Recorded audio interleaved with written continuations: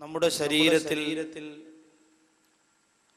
അല്ലാഹു സുബ്ഹാനഹു വ തആല ഏറ്റവും അടുത്ത് ഇടപെടാൻ വേണ്ടി നമുക്ക് തന്ന നമ്മുടെ ഏറ്റവും അടുത്ത സന്തത സഹചാരിയാണ് നമ്മുടെ റൂഹ് അഥവാ നമ്മുടെ ആത്മാവ്. ആമുഖ ഭാഷണങ്ങളൊക്കെ മാറ്റിവെച്ചുകൊണ്ട് വിഷയത്തിലേക്ക് തന്നെ ഞാൻ നേരെ കടക്കുകയാണ്. കാരണം കഴിഞ്ഞ ദിവസങ്ങളിലൊക്കെ 7:30 മണിക്ക് പ്രഭാഷണം ആരംഭിച്ചിരുന്നു. ഇന്ന് വൈകിപ്പോയി. അതുകൊണ്ട് തന്നെ ബാക്കിയുള്ള കാര്യങ്ങളൊക്കെ നാളത്തേക്ക് മാറ്റി വിഷയത്തിലേക്ക് കടക്കുക. നമ്മുടെ ശരീരത്തിന്റെ ഏതു ഭാഗത്തിന് എന്ത് അപകടം സംഭവിച്ചാലും ആ സംഭവിച്ചുപോയ ഭാഗത്തിന്റെ പേരിൽ സങ്കടം രേഖപ്പെടുത്തിയിട്ട് ആ അപകടം മാറ്റുവാനും ആ ബുദ്ധിമുട്ട് ഒഴിവാക്കുവാനും ഞാനും നിങ്ങളും ഒരുപാട് പരിശ്രമിക്കുന്നവരാണ്. നമ്മുടെ ജീവിതത്തിൽ അങ്ങനെ വേണ്ടപ്പെട്ടതിനൊക്കെ നഷ്ടം വരുമ്പോൾ വളരെ പ്രയാസത്തോടെ ആ നഷ്ടം നികത്താൻ പരിശ്രമിക്കുകയും കഷ്ടപ്പെടുകയും ചെയ്യുന്നവരാണ് ഞാനും നിങ്ങളും. എന്നാൽ അല്ലാഹു സുബ്ഹാനഹു വ തആല ജീവിതകാലത്തുടനീളം നമ്മുടെ സന്തത സഹചാരിയായി നമ്മുടെ ശരീരത്തിലേക്ക് തന്നിരിക്കുന്ന ഒരു വസ്തുവാണ് റൂഹ് അഥവാ ആത്മാവ് എന്ന് പറയുന്നത്. ഈ ആത്മാവിനെ സംബന്ധിച്ചുള്ള ചർച്ച നമുക്ക് വളരെ കുറവാണ്. അതിനെക്കുറിച്ചുള്ള ചിന്തയും വളരെ കുറവാണ്. എപ്പോഴാണ് അല്ലാഹു സുബ്ഹാനഹു വ തആല ആദ്യമായി നമ്മുടെ ശരീരത്തിലേക്ക് ആത്മാവിനെ തരുന്നത്? ഉമ്മായുടെ ഉദരത്തിനകത്ത് ആദ്യം ഒരു രക്തക്കട്ടയായി, പിന്നെ ഒരു മാംസക്കട്ടയായി, 4ാമത്തെ മാസം പരിപൂർണതയിലേക്ക് എത്തുമ്പോഴാണ് അല്ലാഹു ജല്ല സുബ്ഹാനഹു വ തആല ആ ഉമ്മായുടെ ഉദരത്തിനകത്ത് കിടക്കുന്ന ശരീരത്തിന് ചലനം കൊടുത്തുകൊണ്ട് അല്ലാഹു റൂഹിനെ ആ ശരീരത്തിലേക്ക് കൊടുക്കുന്നത്. അതുവരെ നമുക്ക് റൂഹില്ല, ആത്മാവില്ല. അതുവരെ ഈ സഹോദരിയുടെ ഗർഭവതിയായ സഹോദരിയുടെ വയറ്റിന്റെ അകത്ത് ചലനം ഇല്ല. 4ാമത്തെ മാസം കഴിയുമ്പോ വലത്തെ കൈകൊണ്ട് ഇങ്ങനെ വയറ്റിന്റെ ഭാഗത്ത് വെച്ചിട്ട് ഭാര്യ ഇങ്ങനെ പറയാറുണ്ട് ഭർത്താവിനോട്, ഇതാ കുഞ്ഞിന്റെ കാലിവിടെ ഇങ്ങനെ അനങ്ങുന്നു, കുഞ്ഞിന്റെ തലതാ ഇവിടെ ഇങ്ങനെ അനങ്ങുന്നു, നിങ്ങളെ പോലെയാണ്, കിടന്ന് ചാടുകയാണ് എന്നൊക്കെ, ഓടുകയാണ് എന്നൊക്കെ പറയാറുണ്ട്. ഇത് നമ്മുടെ ജീവിതത്തിന്റെ ഒരു രസമാണ്. അല്ലാതെ ഉസ്താദ് ഇതെന്താ ഉസ്താദ് ഇങ്ങനെ പറയണേ? ഇത് നമ്മുടെ കുടുംബ ജീവിതത്തിന്റെ ഒരു രസമാണ്. അതനുഭവിക്കുന്നവർക്ക് ആ സമയത്തൊരു മാനസികമായ സുഖം നേരിടാറുണ്ട്.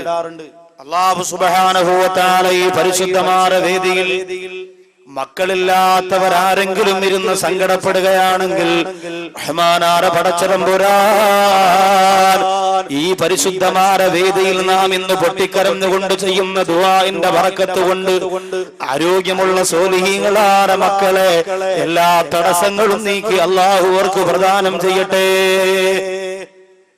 അപ്പോ ജീവിതത്തിന്റെ ഏറ്റവും വലിയ സന്തോഷമുള്ള ഒരു സമയമാണ് ഒരു കുഞ്ഞുണ്ടാകാൻ പോകുന്നു എന്നറിയുമ്പോൾ.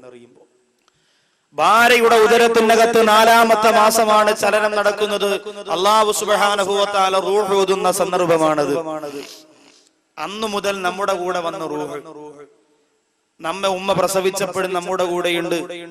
നാം ഇഴഞ്ഞു നടന്നപ്പോഴും ജനലിന്റെ കമ്പിയിൽ പിടിച്ചുകൊണ്ട് എഴുന്നേറ്റ് നിന്നപ്പോഴും പിതാവിന്റെ വിരൽ തുമ്പ് പിടിച്ചുകൊണ്ട് പള്ളിയിലേക്ക്, കടയിലേക്ക്, റോഡിലേക്ക്, വീടിന്റെ മുറ്റത്തും ഇങ്ങനെ പിച്ചവെച്ച് നടന്നപ്പോഴും ആ റൂഹ് നമ്മുടെ കൂടെയുണ്ട്. അതുപോലെ ആ റൂഹ് നമ്മുടെ ജീവിതത്തിൽ നിന്ന് പിരിയാതെ ഇന്നും ഇപ്പോഴും എന്റെ പ്രിയപ്പെട്ടവരെ നമ്മുടെ വളർച്ചയുടെ എല്ലാ ഘട്ടങ്ങളിലും ആ റൂഹ് നമ്മുടെ കൂടെയുണ്ട്. ഇന്ന് ഈ ചക്കുവള്ളിയുടെ മക്കാ നഗർ എന്ന പരിശുദ്ധമായ വിശാലമായ ഗ്രൗണ്ടിന്റെ മുമ്പിൽ വാല് കേൾക്കാൻ നിങ്ങൾ വന്നിരിക്കുന്നത് ആ റൂഹ് കൊണ്ടാണ്. ആ വാല് പറയാൻ വേണ്ടി ഞാനും വന്നത് ആ റൂഹുള്ളത് കൊണ്ടാണ്. ആ റൂഹില്ലെങ്കിൽ നമ്മുടെ പേര് മയ്യിത്തെന്നാണ്. ആ റൂഹ് നമ്മളോട് യാത്ര പറയുന്നത് എപ്പോഴാണ് സഹോദരിമാരെ? ആ റൂഹ് നമ്മളോട് യാത്ര പറയുന്നത്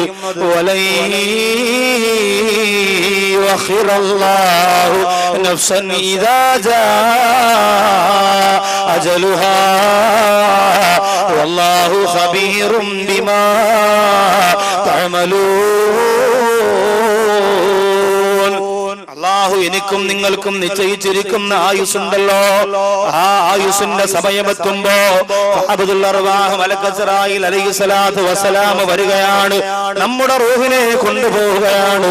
ആ സമയത്ത് നമ്മുടെ രണ്ട് കണ്ണുകളിലൂടെ റൂഹ് പുറത്തു പോകുമ്പോ ആ രണ്ട് കണ്ണുകളും പുറത്തേക്ക് വന്നുകൊണ്ട് ഇന്ന റൂഹ തബിഉൽ ബസറു, ആ റൂഹ് ഉയർന്നു കൊണ്ടിരിക്കുമ്പോ ആ ഊരിയെടുത്തു കൊണ്ടുപോകുന്ന റൂഹിലേക്ക് നോക്കിയിട്ട് നിന്റെ രണ്ട് കണ്ണുകളും പുറത്തേക്ക് വന്നുകൊണ്ട് അത്ഭുതത്തോടെ പുറത്തേക്ക് തള്ളുന്ന പോലെ ഇരിക്കുന്നത് ആ റൂഹ് പിരിഞ്ഞു പോകുന്നത് നോക്കുന്നത് കൊണ്ടാണ്. അങ്ങനെ നമ്മുടെ റൂഹ് പിരിഞ്ഞു പോകുമല്ലോ എന്റെ പ്രിയപ്പെട്ടവരെ. അതുകൊണ്ട് സഹോദരങ്ങളെ, സഹോദരിമാരെ, നമ്മുടെ റൂഹ് പിരിയുമ്പോൾ നല്ല മുഅ്മിനീങ്ങളായ മുഖ്ലിസീങ്ങളായ രീതിയിൽ വേണം ആ റൂഹിനെ നാം തിരിച്ചു പടച്ച തമ്പുരാൻ 4-ാമത്തെ മാസം ഉമ്മാടെ ഉദരത്തിനകത്ത് വെച്ച് നമുക്ക് തന്ന റൂഹിന് അല്ലാഹുവിന്റെ ഭാഗത്തേക്ക് പടച്ച തമ്പുരാൻ തിരിച്ചു കൊണ്ടുപോകുമ്പോ പത്തരമാറ്റത്തെ ഈമാന്റെ പവറുള്ള ആത്മാവാക്കിയതിനെ മടക്കി കൊടുക്കണം. ഇല്ലെങ്കിൽ പ്രശ്നമാണ്. അതിനെ മടക്കി കൊടുത്തേ മതിയാകൂ. റൂഹുകൾ 5 വിധമാണ്. ഇന്നൽ അർവാഹ അലാ ഖംസതി അഖ്സാം, ആത്മാവുകൾ 5 വിധമാണ്. ഇന്ന റൂഹ അലാ ഖംസതി അഖ്സാം, 5 വിധമാണ് റൂഹുകൾ. ഒന്ന് അർവാഹുൽ അംബിയ, അംബിയാക്കന്മാരുടെ റൂഹ്. 2 അർവാഹുൽ ശുഹദാ, രക്തസാക്ഷികളായ ശുഹദാക്കളുടെ റൂഹ്. 3 അർവാഹുൽ മുതീഇന മിനൽ മുഅ്മിനീൻ, മുഅ്മിനീങ്ങളിൽ നിന്നും അല്ലാഹുവിനെ വഴിപ്പെട്ട് ജീവിച്ചവരുടെ റൂഹ്. 4 അർവാഹുൽ ഉസാത്തി മിനൽ മുഅ്മിനീൻ, വിശ്വാസികളിൽ നിന്ന് തെറ്റ് ചെയ്ത് ജീവിച്ചവരുടെ റൂഹ്. 5 അർവാഹുൽ കുഫാർ, സത്യനിഷേധികളുടെ റൂഹ്. ഒന്നാമത്തെ റൂഹ് അർവാഹുൽ അംബിയ, അംബിയാക്കന്മാരുടെ റൂഹ്. അതെന്താണെന്നറിയോ? ഇദാ ഖറജത്ത് മിൻ അജ്സാദിഹാ, അംബിയാ മുർസലീങ്ങളുടെ ശരീരത്തിൽ നിന്ന് ആ റൂഹ് പുറപ്പെട്ടു കഴിഞ്ഞാൽ മിസ്ലുൽ മിസ്കി വൽ കാഫൂർ, കസ്തൂരിയെ പോലെ കർപ്പൂരത്തെ പോലെ സുഗന്ധമാ റൂഹിനുണ്ടാകും. എന്നിട്ടോ അത് സ്വർഗത്തിലാണ്, ഫിൽ ജന്നത്തി, സ്വർഗത്തിലാണ്. ആ സ്വർഗത്തിന്റെ ഭക്ഷണം അത് കഴിക്കുന്നതാണ്. ആ സ്വർഗത്തിന്റെ വെള്ളവും അത് കുടിക്കുന്നതാണ്. ആ സ്വർഗത്തിന്റെ സുഖം മുഴുവനും അനുഭവിക്കുന്നതാണ്. അംബിയാ മുർസലീങ്ങളുടെ റൂഹ് അവരുടെ ശരീരത്തിൽ നിന്ന് പിരിഞ്ഞാൽ നേരെ അല്ലാഹു ഡയറക്റ്റ് അതിനെ സ്വർഗത്തിൽ കൊണ്ടുപോകും. ശരീരം ദുനിയാവിലാണെങ്കിൽ, ഭൂമിക്ക് താഴെയാണെങ്കിൽ അവരുടെ ആത്മാവ് സ്വർഗത്തിൽ കൊണ്ടുപോയി അവർക്ക് ഭക്ഷണം അല്ലാഹു സ്വർഗത്തിൻ്റെത് കൊടുക്കുന്നു, വെള്ളം സ്വർഗത്തിൻ്റെത് കൊടുക്കുന്നു. സ്വർഗത്തിന്റെ എല്ലാ സുഖങ്ങളും ആ അംബിയാ മുർസലീങ്ങളുടെ റൂഹ് ആസ്വദിക്കുന്നതാണ്. ഇവര് സാധാരണക്കാരാണോ? അംബിയാ മുർസലീങ്ങളുടെ നേതാവായ അഷ്റഫുൽ ഖൽഖ് നബിയുനാ മുഹമ്മദ് മുസ്തഫ സല്ലല്ലാഹു അലൈഹി വസല്ലമ തങ്ങൾ പോലും സാധാരണ മനുഷ്യനാണ് എന്ന് പറഞ്ഞ് പുറം കാലുകൊണ്ട് വലിച്ചെറിയുന്ന സമുദായത്തിന്റെ പിന്തിരിപ്പൻ ആശയങ്ങളെ തലയിൽ ചുമന്നുകൊണ്ട് നടക്കുന്ന എന്റെ സഹോദരങ്ങൾ പഠിച്ചോ? അംബിയാ മുർസലീങ്ങൾ മുഴുവൻ പേരുടെയും റൂഹ്, മുഴുവൻ അംബിയാ മുർസലീങ്ങളുടെയും റൂഹ് തകൂനു ഫിൽ ജന്നത്തി, അത് സ്വർഗ്ഗത്തിലാണ്. അവിടത്തെ ഭക്ഷണം കഴിക്കുന്നു, വെള്ളം കുടിക്കുന്നു, സുഖം അനുഭവിക്കുന്നു. പിന്നെ ഹബീബായ നബി തങ്ങളുടെ റൂഹിനെ കുറിച്ച് പിന്നെ പറയാനുണ്ടോ? മുർസലീങ്ങൾ 25 ഖുർആനിൽ പറയപ്പെട്ട 25 പ്രവാചകന്മാരുടെ പേര് പഠിക്കൽ ഈ സമുദായത്തിന് നിർബന്ധമാണ്. നിങ്ങളിപ്പോ പല സഹോദരിമാരും ചിന്തിക്കും, അപ്പൊ ഖുർആനിനകത്ത് മുഹമ്മദ് നബിയെ കുറിച്ച് മാത്രമല്ലേ ഉസ്താദ് പറഞ്ഞിട്ടുള്ളത്? 25 പ്രവാചകന്മാരെ ഖുർആനിൽ പേരെടുത്തു പറഞ്ഞിട്ടുണ്ട്. ആ പ്രവാചകന്മാരെ കുറിച്ച് പഠിക്കൽ നിർബന്ധമാണ്. എന്റെ സഹോദരങ്ങൾക്ക് എത്ര പേർക്കറിയാം? ഇന്ത്യൻ ക്രിക്കറ്റിന്റെ ഈ ലോകകപ്പിന് വേണ്ടി തെരഞ്ഞെടുത്തിരിക്കുന്ന ക്രിക്കറ്റ് താരങ്ങളുടെ പേര് ചോദിച്ചാൽ ആവേശത്തോടെ എഴുന്നേറ്റ് നിന്ന് പറഞ്ഞു തരാൻ മനസ്സുള്ള എന്റെ പ്രിയപ്പെട്ട കൂട്ടുകാരോട്, അതുപോലെ സിനിമാ ലോകത്തെ കുറിച്ച്, സീരിയലിനെ കുറിച്ച്, ആൽബത്തെ കുറിച്ച്, ലോകത്തും ഉള്ള മുഴുവൻ തെമ്മാടികളെ കുറിച്ചും ധിക്കാരികളെ കുറിച്ചും ചോദിച്ചാൽ അവരുടെ ചരിത്രം മുഴുവനും പറഞ്ഞു തരാൻ ധൈര്യം കാണിക്കുന്ന ഈ സമുദായത്തിന്റെ സഹോദരങ്ങൾക്ക് അല്ലാഹുവിന്റെ ഖുർആനിൽ പറഞ്ഞിരിക്കുന്ന 25 പ്രവാചകന്മാരുടെ പേര് ചോദിച്ചാൽ എന്റെ പ്രിയപ്പെട്ടവരെ പറയാൻ മനസ്സ് വരുന്നില്ല. സഹോദരിമാരോട് ചോദിച്ചാൽ അറിയാം, എന്റെ ഈ പ്രിയപ്പെട്ട സഹോദരിമാരോട് ചോദിച്ചാൽ അറിയാം, കാവ്യാമാധവന്റെ കല്യാണം എന്തുകൊണ്ട് നഷ്ടമായി പോയി എന്ന് ചോദിച്ചു. ഇപ്പൊ പറഞ്ഞു തരും. അവൾ അഹങ്കാരം കൊണ്ട് എന്തെല്ലാം കാര്യങ്ങൾ അറിയണം, ഈ ലോകത്തെ കുറിച്ച് എന്തെല്ലാം കാര്യങ്ങൾ അറിയണം. ആരും ചർച്ച ചെയ്തിട്ടില്ലാത്ത, നമുക്ക് ആർക്കും അറിഞ്ഞുകൂടാത്ത ഒരുപാട് സംഭവങ്ങളെ കുറിച്ച് എന്റെ സഹോദരിമാർക്കറിയാം.